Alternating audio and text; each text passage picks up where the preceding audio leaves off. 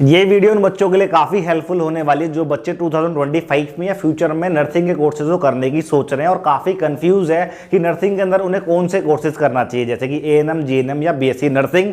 क्या एलिजिबिलिटी होती है, किस तरीके से इन कोर्सेज को कर सकते हैं, कैसे एडमिशन लेते हैं, क्या पढ़ना होता है और पढ़ने के बाद हम क्या करते हैं, इस तरीके के काफ़ी डाउट्स होते हैं। तो इस वीडियो को आप जिन बच्चों या जो भी रिलेटिव फ्रेंड में जिन्हें डाउट्स है नर्सिंग को कोर्स को लेके, तो आप ज़्यादा से ज़्यादा शेयर करें इस वीडियो को, सो दैट उन्हें भी ऑथेंटिक और एक इन्फॉर्मेटिव वीडियोज मिले, सो दैट वो इजीली जो है वो चूज कर सके कि उन्हें क्या करना है नर्सिंग में। तो इस वीडियो को स्टार्ट करने से पहले अगर आप हमारे चैनल पर नए हैं, ये ऑलरेडी आप हमारी वीडियोस को देखते आ रहे हैं, तो हमारे चैनल को सब्सक्राइब करें, बेल आइकन जरूर दबाएं, बिकॉज यहाँ पे मेडिकल एंड पैरामेडिकल से रिलेटेड वीडियोस आप तक टाइम टू टाइम लाते रहते हैं। चलिए आज का वीडियो स्टार्ट करते हैं बिना समय गवाए। तो आज का टॉपिक है हमारा कि नर्सिंग के अंदर एएनएम, जीएनएम, बीएससी नर्सिंग, इनमें से कौन सा कोर्स बेहतर होगा 2025 के अंदर, 2025 के अंदर।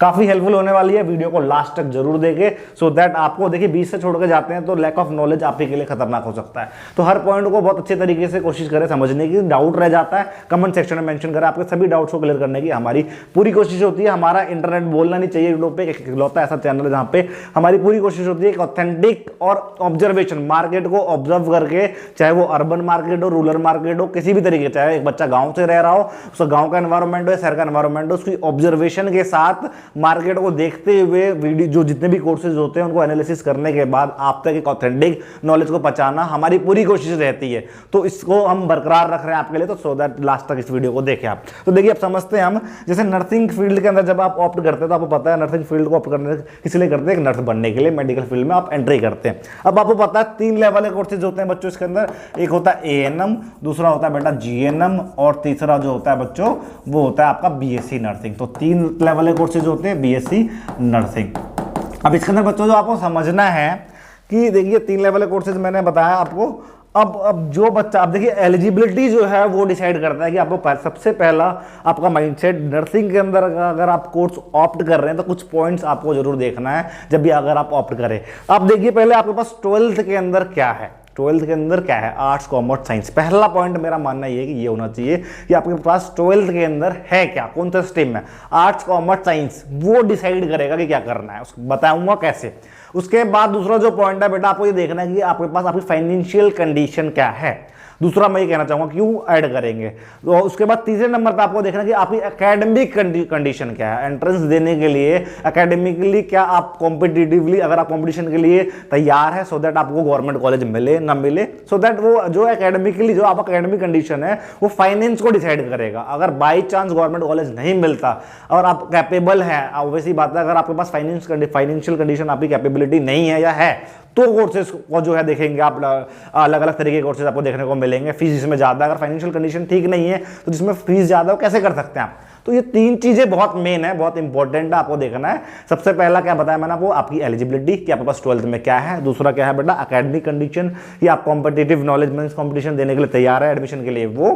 और तीसरे नंबर पर बेटा आपकी फाइनेंशियल कंडीशन। 3 चीजें देखने के बाद आप इजीली डिसाइड कर पाएंगे कोर्स कौन सा करना चाहिए या नहीं करना चाहिए। बाकी लास्ट में हम ओवरव्यू देंगे कि क्या आपके लिए बेस्ट रहेगा, क्या रहेगा।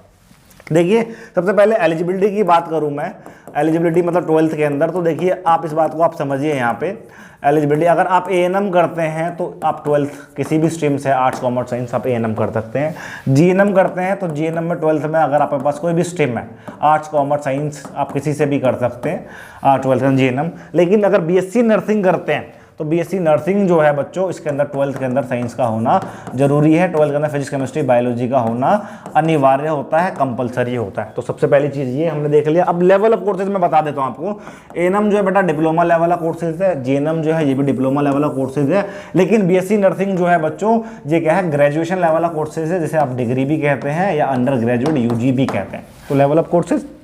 अब जिसके बच्चे के पास समय, आप देखिए समय, टाइम भी देख लेते हैं, ड्यूरेशन भी देख लेते हैं।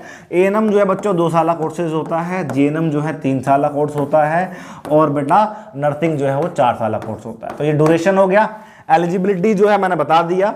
अब ये देखिए ड्यूरेशन देख लिया आपने, सारी चीजें देख ली। एडमिशन का जो प्रोसीजर है बच्चों, अगर एडमिशन की बात करूं मैं तो एडमिशन जो है दोनों में डायरेक्ट या एंट्रेंस, डायरेक्ट एंट्रेंस, जीएनएम में भी आपको डायरेक्ट एडमिशन भी मिल जाता है, एंट्रेंस भी मिलता है।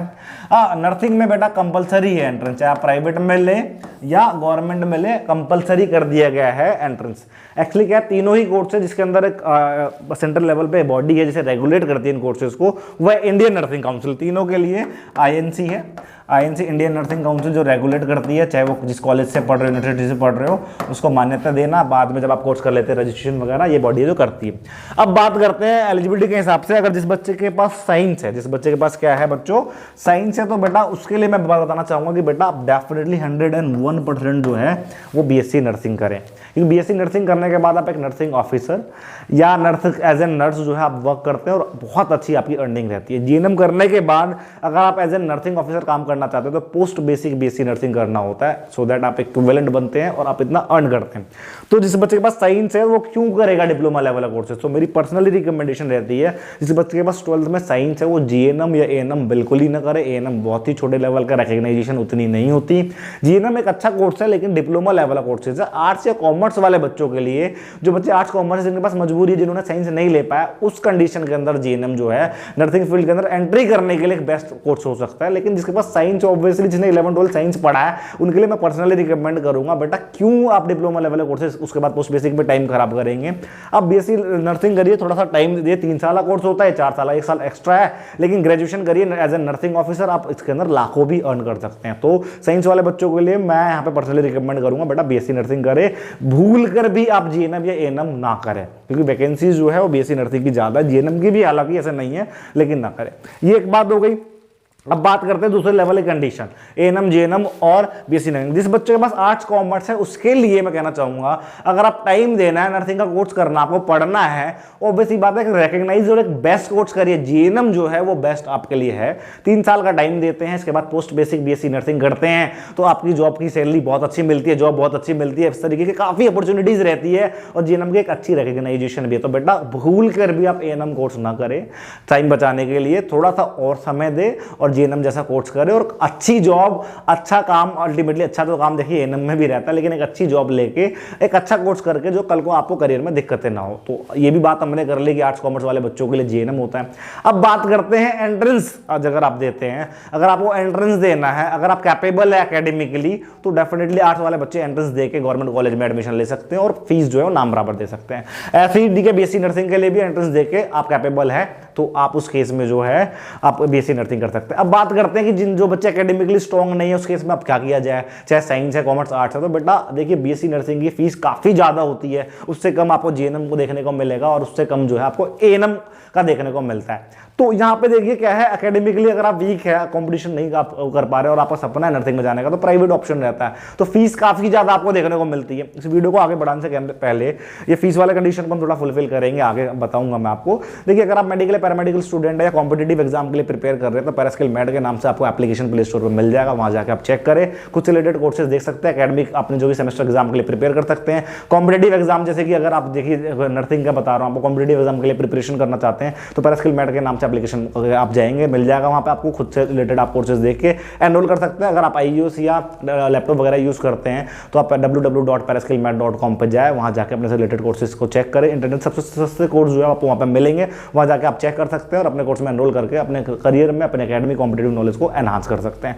बाकी बढ़ते आते हैं अपने टॉपिक की ओर। तो हमारा टॉपिक चल रहा था कि बेटा उसमें फीस वाली जो कंडीशन बता रहा था आपको कि बेटा अगर आप प्राइवेट में एडमिशन लेते हैं, नर्सिंग में एडमिशन लेना चाह रहे हैं, तो ऑब्वियस ही बात है बीएससी नर्सिंग उस केस में, चाहे आप साइंस स्टूडेंट है, फाइनेंशियली अगर आप स्ट्रांग नहीं है तो ऑप्ट नहीं कर पाएंगे। तो आपको जीएनएम में भी फीस भरना है, एएनएम में भी फीस भरना है। एएनएम में हालांकि सबसे कम फीस होता है, उस केस में भी आप कॉम्प्रोमाइज ना करें। अगर आपको तीनों में ऑप्शन मिले, अगर आप कर सकते हैं फाइनेंशियली, तो डेफिनेटली बीएससी नर्सिंग की तरफ बढ़े। अदरवाइज जीएनएम जो है वो कम फीस के अंदर आप इजीली जो है इस कोर्स को कर सकते हैं। बहुत कम फीस में आपको ये कोर्स देखने को मिल जाता है, इतना भी कम नहीं होता, लेकिन हाँ बीएससी नर्सिंग के मुकाबले आपको कम फीस देनी होती है जीएनएम के अंदर। इस कोर्स को करने के बाद आप आगे पोस्ट बेसिक बीएससी नर्सिंग करके बीएससी नर्सिंग के इक्विवेलेंट हो सकते हैं, लेकिन अगर फाइनेंशियली वीक है तो जीएनएम को ऑप्ट करें। तो ये रहे आज के कंडीशंस जो मैंने आपको बताया। हालांकि देखिए जीएनएम करने के बाद भी आप नोट सेट वगैरह का एग्जाम वगैरह देते हैं विद एक्सपीरियंस, अगर आपके पास एक्सपीरियंस है तो एज ए नर्सिंग ऑफिसर आप लग सकते हैं।